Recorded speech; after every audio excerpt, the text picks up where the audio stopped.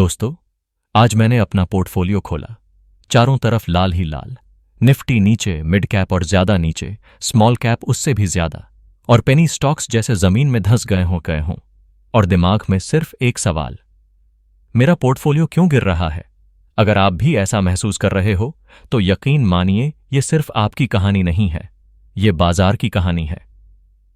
Market cycle सबसे पहले ये समझो, बाजार कभी भी सीधे ऊपर नहीं जाता। बाजार चलता है अपर ट्रेंड, कंसोलिडेशन, करेक्शन।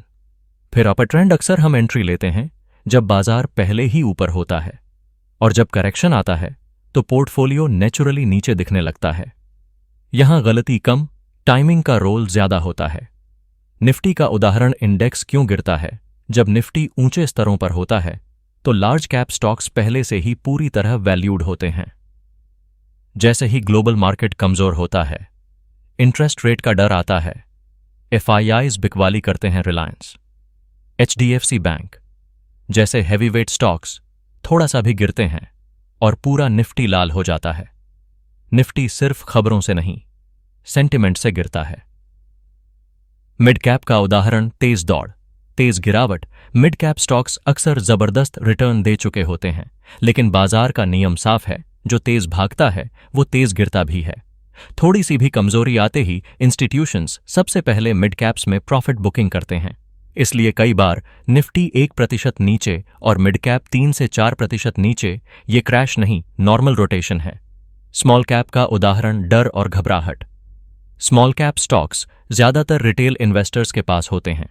जब बाजार गिरता है तो रिटेल इन्वेस्टर सबसे पहले घबराता है और बेच देता है। इसलिए स्मॉल कैप्स में खरीदार कम और बेचने वाले ज्यादा, और दाम सीधे नीचे चले जाते हैं। कई बार तो अच्छी कंपनी भी शॉर्ट टर्म में 40 से 50% तक करेक्शन दिखा देती है। पेनी स्टॉक्स ऊपर तब जाते हैं जब बाजार में ज्यादा लिक्विडिटी होती है, लेकिन जब बाजार गिरता है खरीदार गायब हो जाते हैं, सिर्फ बेचने वाले बचते हैं। ऊपरी सर्किट से सीधा निचला सर्किट।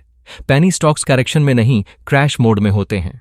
हम सोचते हैं बाजार रोज ऊपर जाएगा, लेकिन हकीकत यह है, बाजार वैल्यूएशन और धैर्य दोनों की परीक्षा लेता है।